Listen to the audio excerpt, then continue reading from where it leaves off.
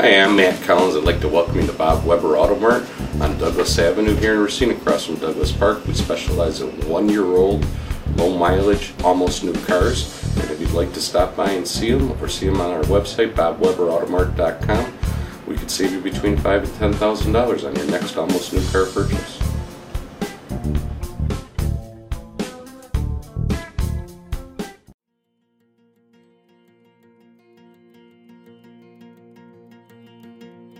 I'm Michael Burke, and this is Money Talks.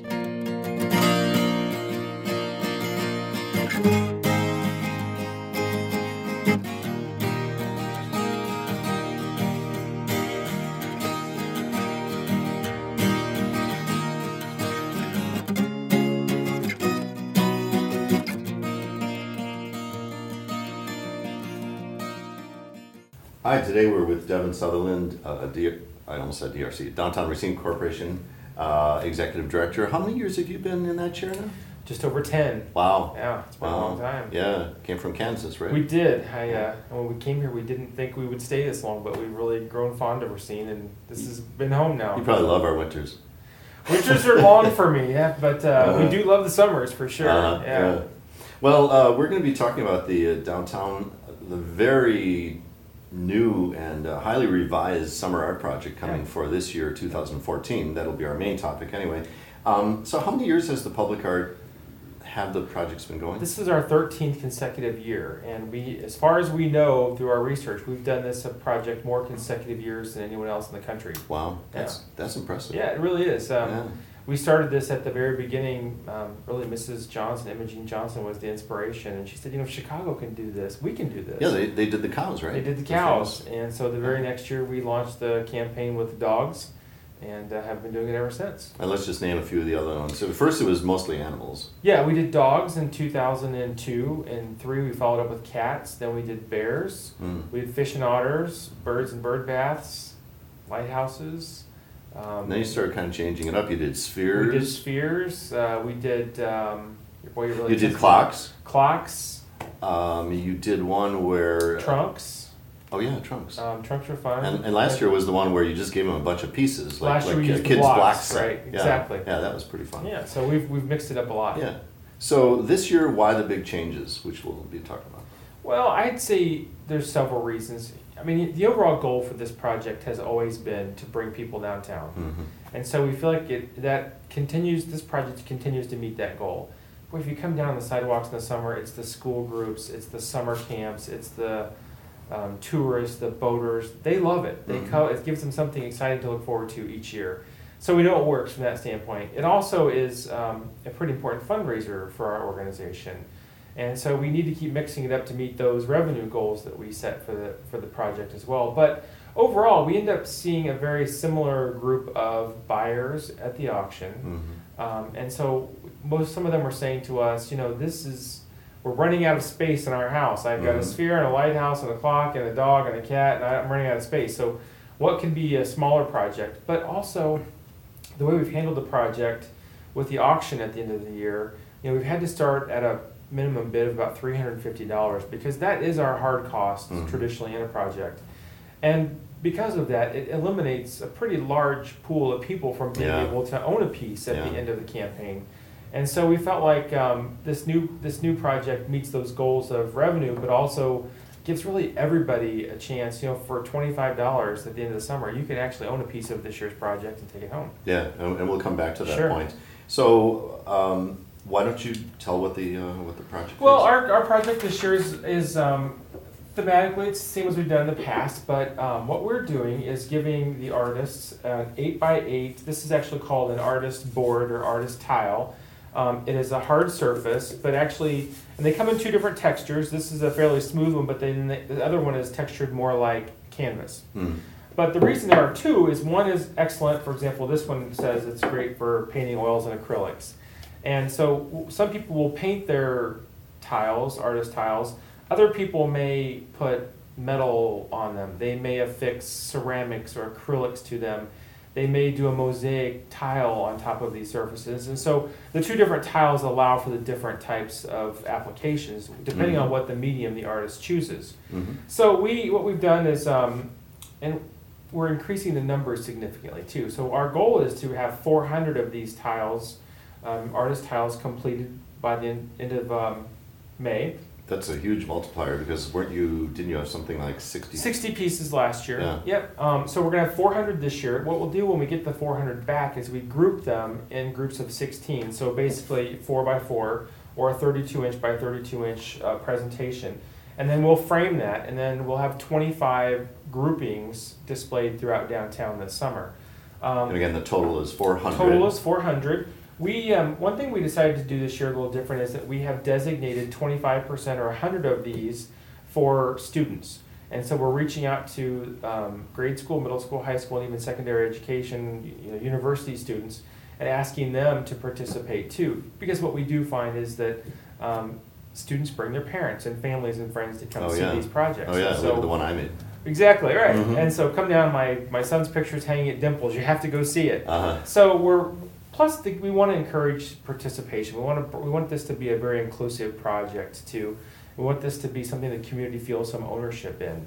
So that's why we're really pushing the student piece, and we're pushing not only in Racine, but west of the I and much farther as well too. Okay. Why don't you just show, so people can envision what someone might put on the tiles. Why don't you show a couple examples? Sure. And then I'm interested in hearing what kinds of reactions you are hearing so far. Well, this is one. Christie Westbrook has been an artist for us many, many times. She's fantastic. But this is hers. The majority of it, this is a spaceship in the middle and some asteroids around the sides.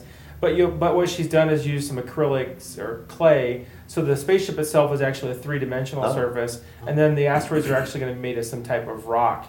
And so it's a combination of both a two-dimensional and three-dimensional presentation, because she's added some texture to it as well.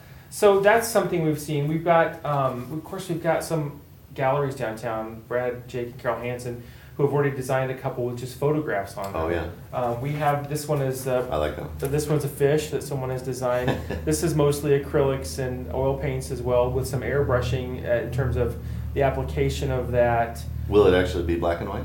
No, it'll be in color. Oh, okay. Yeah, I think that's the photocopy of this. Oh. What you're seeing here is that the artists are required to submit to us what their concept is. Mm-hmm.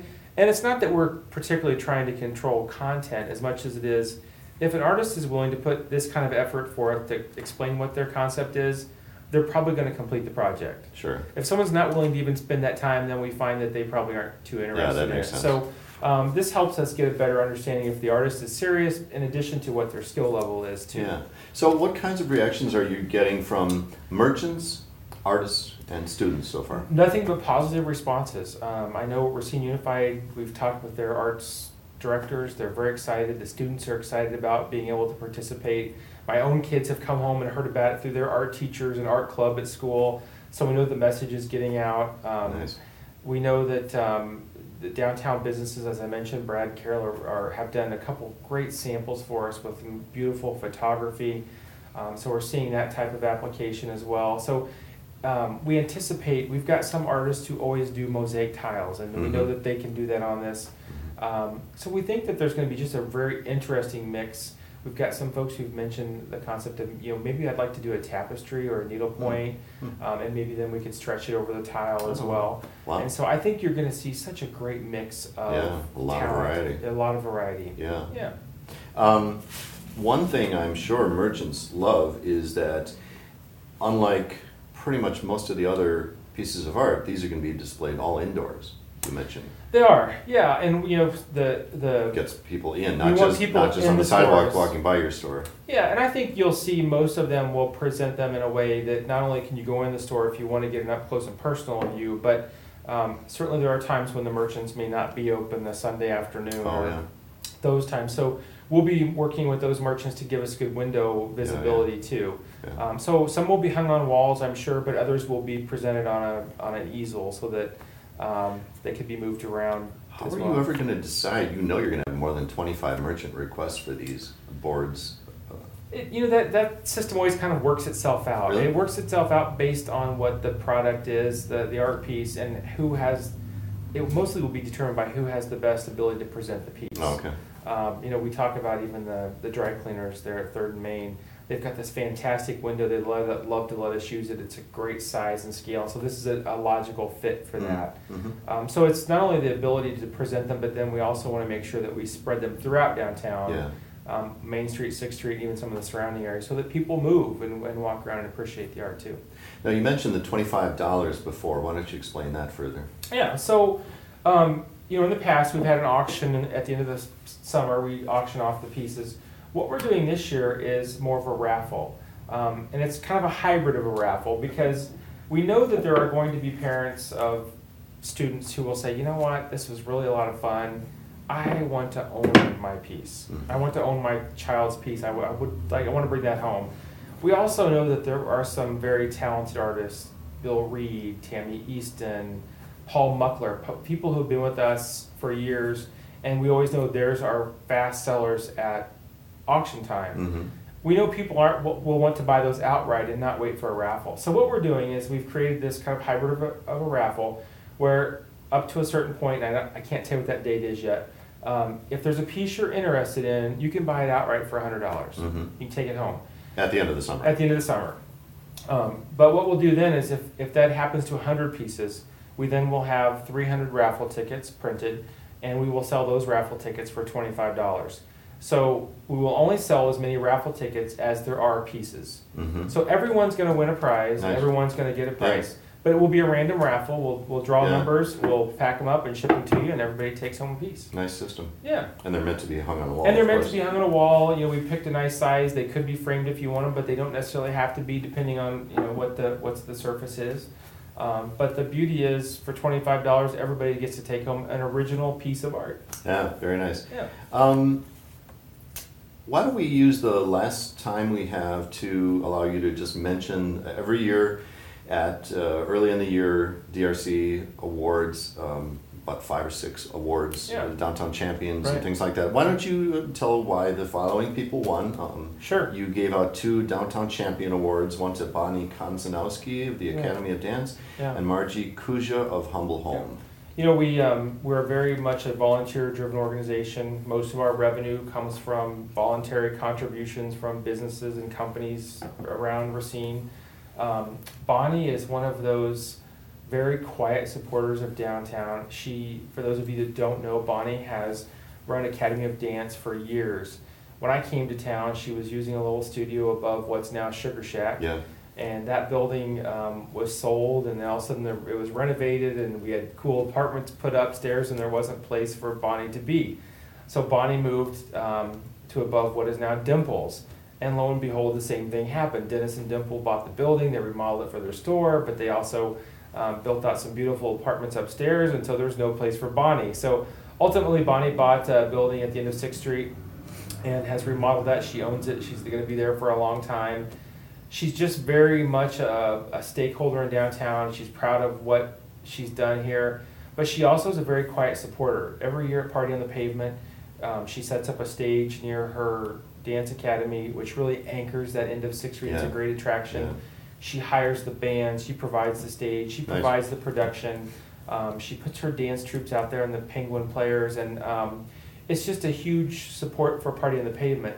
In addition, she's a member of DRC. I mean, I could go on and on. She's just one of those that just really believes in downtown and continues to support and be part of Okay, it. I'm going to move you on. All right. Margie Kuja. Yeah, Margie Kuji owns Humble have to keep Home. these Yeah, I'm sorry. short. Margie owns Humble Home, and she joined the DRC Board of Directors about 2 years ago.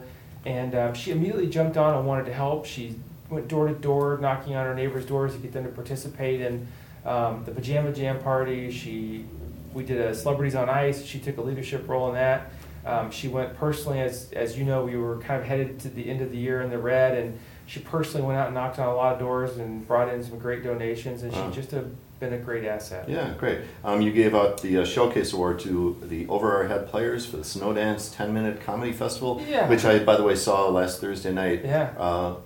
Last Thursday. Oh, Phenomenal, right? It was so much fun. Mine went the weekend before. It was great. But, it's one of those that they now are attracting national recognition to this little festival that started in Yeah, Racine, there were Wisconsin. LA writers, Yeah. Massachusetts writers. Writers from all over the Yeah. country submit their entries. They're a sold-out crowd virtually every night of the production. And not only has that international or national attention to Racine, but from an economic standpoint, they're filling a lot of restaurants and bars after the show. Yeah. And so it's been a great addition. Best new small business for Nailed It. Yeah, Nailed It was one that we filled an empty spot on Main Street. They were previously in West Racine, but had outgrown their space. So they really grew into a much larger space. They've been great supporters, rolled up their sleeves for Party on the Pavement and I always see a lot of people in there. They're very busy. Yeah. They're continuing to grow and just been a great addition to our retail mix. Finally, the Corporate Citizenship Award, and this is the most interesting one to me. Yep. Karma Labs. Karma Labs They're not even a local business. They're not in Franklin, but they love downtown Racine. They love what we do. Makers of Carmex. They make Carmex, the lip balm products, and also hand lotion and other things. They continue to be great financial supporters of the organization, but also good product supporters. So when we do the snow carving and ice carving, we do what's called a swag bag for our carvers. And the first thing they look for is the Carmex hand lotion because they're out and their hands are cracked all working in the snow and ice. And they love it. They take it with them to Colorado for the Nationals. But Carmex is a big supporter. Dave Kam, who's on my board of directors, is the CFO of Carmex and continues to kind of steward them and their real leadership, financial support of the organization. Interesting. Devin Sutherland of DRC, thanks a lot for being on the show. And anybody who's watching, when do the pieces come out, by the way? What date? First week of June. Be the week after Memorial Day. Okay. Yeah. And watch for the Name the Event contest, too. Yeah, we finished the Name the Event contest. We'll be judging and announcing that next week. We're still looking for artists, so you've got till, I believe, the 7th of March to submit your concept. If you'd like to actually do a piece. Our website's racinedowntown.com. You can download the artist packet and all information there, too. Okay, sounds good. All right. Well, Devin Sutherland of DRC, thanks a lot for being on Money Talks. Thank you to our producer, Scott Anderson. And please watch us again.